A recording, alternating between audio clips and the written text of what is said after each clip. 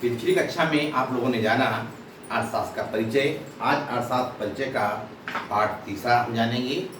तो इसमें जो है बात चल रही थी अर्थशास्त्र की विषय सामग्री। अर्थशास्त्र की सामग्री 5 बताई गई थी: उपभोग, उत्पादन, वितरण, विनिमय और राजस्व बताया गया था। तो आज सबसे पहले हम उपभोग के बारे में जानते हैं। कहीं डाल दिए उपभोग।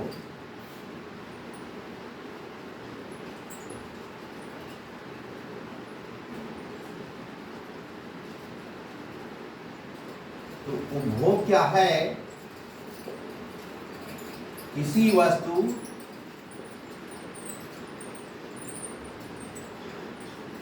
या पदार्थ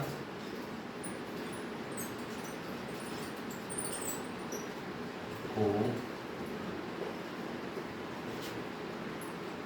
किसी वस्तु या पदार्थ की उपयोगिता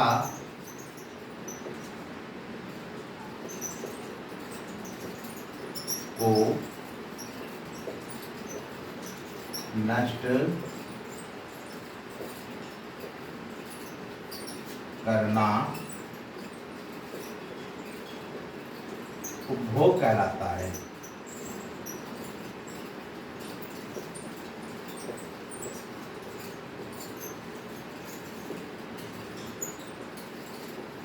उपभोग कहलाता है किसी वस्तु या पदार्थ की उपयोगिता को,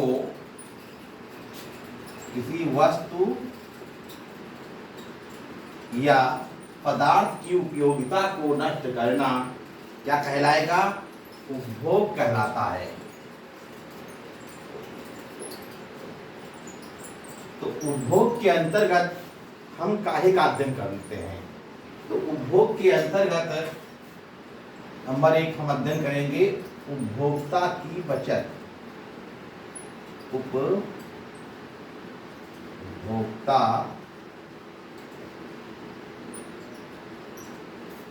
की बचत।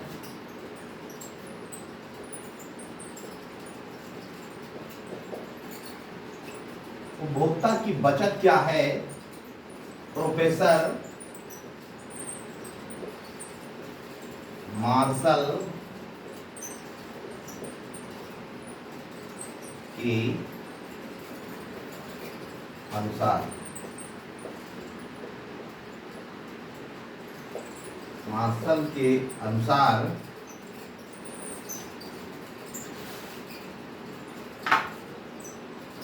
हम जो कुछ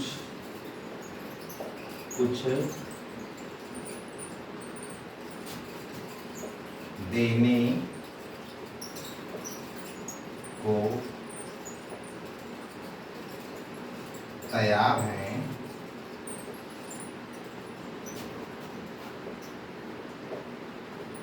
वास्तव में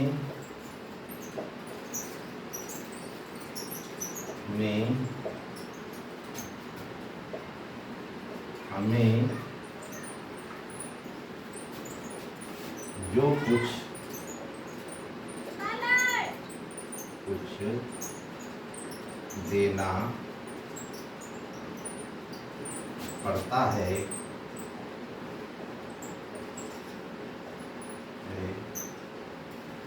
उसका अंतर ही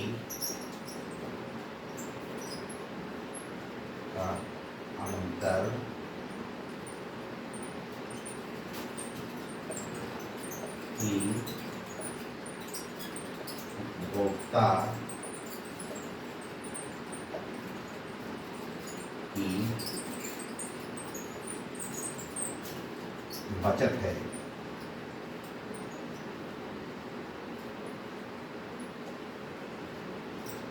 तो प्रोफेसर मार्शल ने बताया कि हम जो कुछ देने को तैयार हैं, वास्तव में हमें जो कुछ देना पड़ता है, उसका अंतर ही उपभोक्ता की बचत है। उदाहरण के रूप में जैसे केला खरीदना चाहते हैं तो केले की कीमत 50 रुपये दर्जन है, तो हम क्या है, 50 रुपए हम देने को तैयार हैं एक दर्जन केले के दाम। लेकिन जब हम बाजार पहुंचे तो केला जो है 45 रुपए दर्जन मिल रहा है, तो 5 रुपए हमारे बच रहे हैं। तो क्या होगी, उपभोक्ता की बचत होगी। यानी कहने का मतलब, जैसे समझ लीजिए कि जैसे के केले की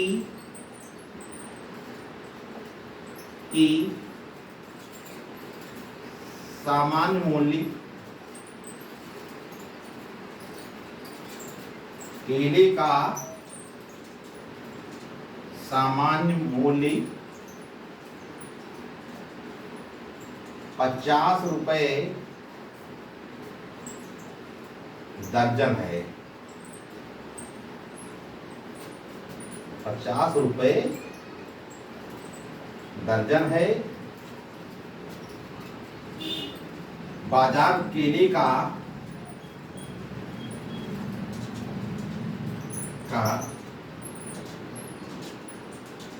बाजार मूल्य 45 रुपए प्रति दर्जन है। 45 रुपए प्रति दर्जन है। तो उपभोक्ता की बचत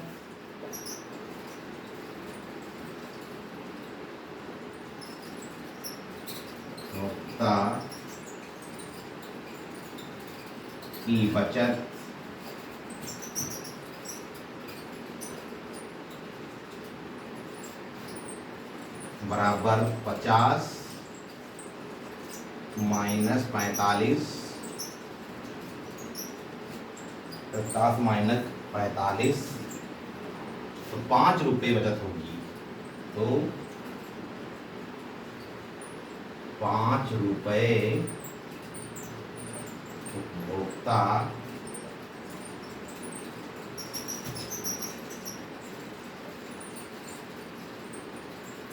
की बचत होगी।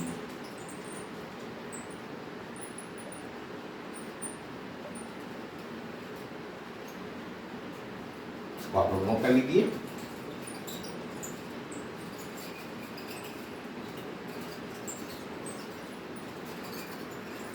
इसके बाद में फिर उपभोग में मांग का नियम।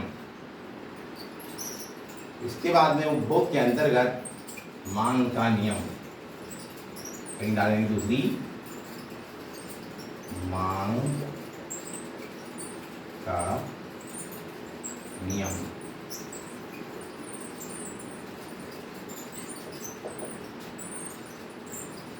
मांग का नियम बतलाता है, मांग का नियम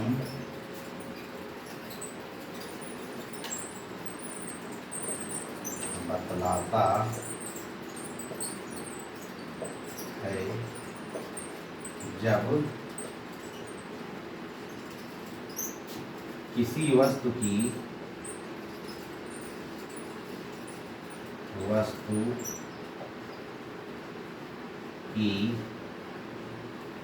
कीमत कम हो जाती है, कीमत कम हो जाती है तो मांग बढ़ जाती है। और जब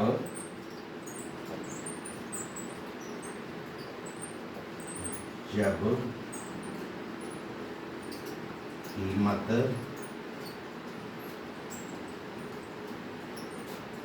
बढ़ जाती है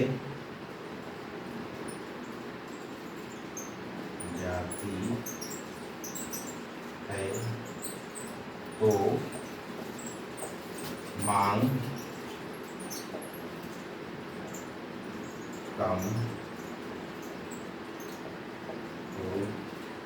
जाती है। मांग का नियम बतलाता है जब किसी वस्तु की कीमत कम हो जाती है तो मांग बढ़ जाती है, और जब कीमत बढ़ जाती है तो मांग कम हो जाती है। कहने का मतलब मांग और कीमत में विपरीत संबंध पाया जाता है। उदाहरण के रूप में जैसे केले की कीमत जो है 50 रुपये दर्जन से केले की कीमत 10 रुपये दर्जन हो जाए तो केले की मांग बढ़ जाएगी, और केला जब 10 रुपये के स्थान पर 50 रुपये पर दर्जन हो जाएगा तो केले की मांग घट जाएगी। तो ये मांग का नियम बतलाता है। मांग का नियम लेकिन सभी वस्तुओं पे लागू नहीं होता। जैसे नमक पर मांग का नियम नहीं लागू होगा, प्रतिष्ठा सूचक वस्तुओं पर मांग का नियम नहीं लागू होगा, और दिया सलाई पर मांग का नियम लागू नहीं होगा। इसके बाद में फिर जानेंगे सीमांत तुष्टिगुण ह्रास नियम। सीमांत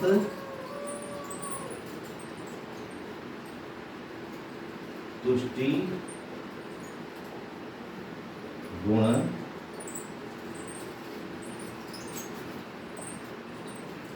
ह्रास नियम। तो सीमांत तुष्टिगुण ह्रास नियम क्या बतलाता है? सीमांत तुष्टिगुण ह्रास नियम बतलाता है कि मान लिया कोई व्यक्ति भूखा है और अपनी भूख को शांत करने के लिए रोटी की कई इकाइयों का उपभोग करता है, तो पहली इकाई से उसे अधिक तुष्टिगुण प्राप्त होता है, दूसरी इकाई से उससे कम, तीसरी इकाई से उससे कम, चौथी इकाई से उससे कम, पांचवी इकाई से उससे कम, छठी रोटी खाने पर उसे शून्य तुष्टिगुण प्राप्त होता है।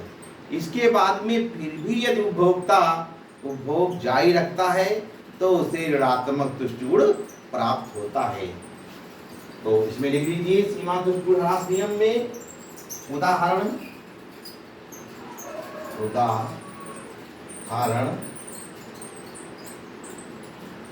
माना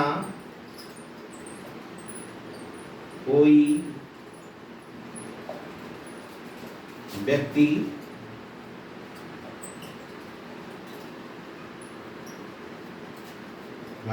व्यक्ति भूखा है, अपनी भूख को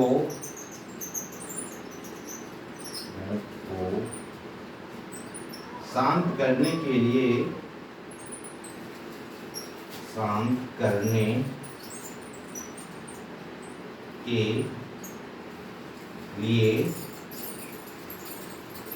रोटी की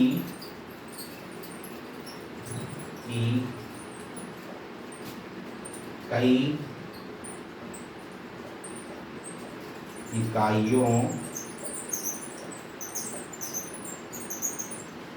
इकाइयों का उपभोग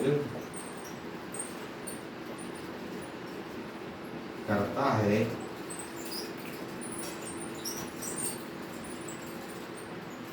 तो रोटी की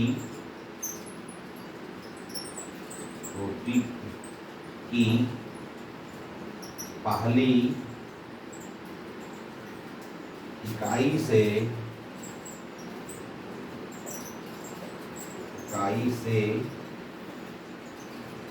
अधिक तुष्टि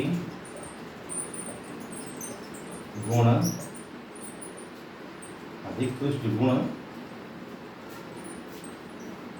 प्राप्त होता है।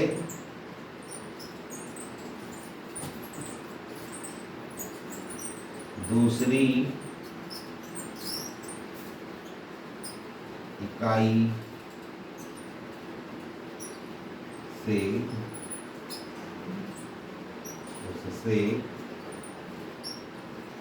कम तीसरी इकाई से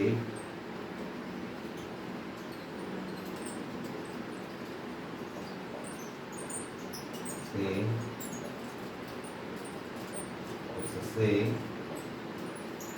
कम चौथी इकाई से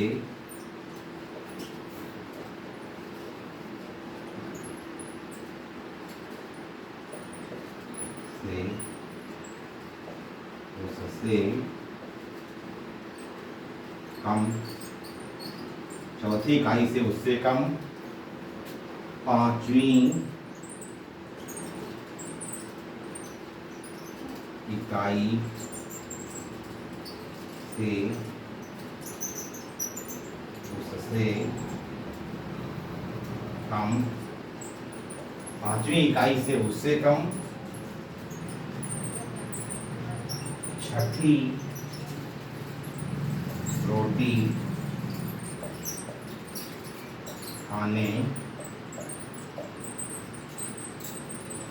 से शून्य तुष्टि गुण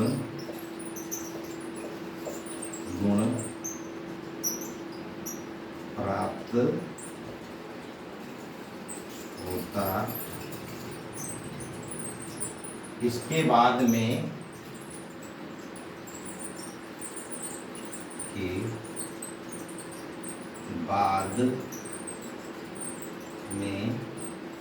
यदि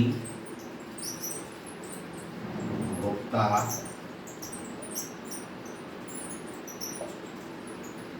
उपभोग जारी रखता है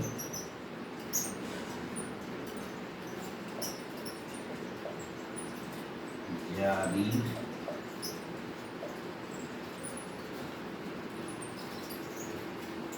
रखता है तो उसे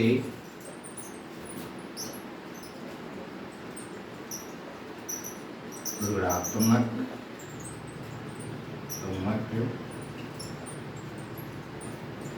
तुष्टि गुण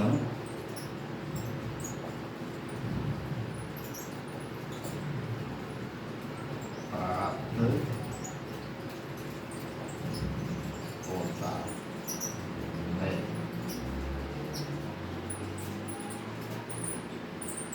तो प्रिय साथियों, आज आप लोगों ने जाना उपभोग के बारे में।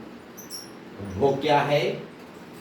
उपभोग के अंतर्गत आज हमने 3 पॉइंटों पे चर्चा की। उपभोक्ता की बचत, मांग का नियम और सीमांत तुष्टिगुण ह्रास नियम। तो हमारे चैनल को सब्सक्राइब करिए और लाइक करिए और शेयर करिए। आज की ऑनलाइन कक्षा में बस इतना ही। बहुत बहुत धन्यवाद।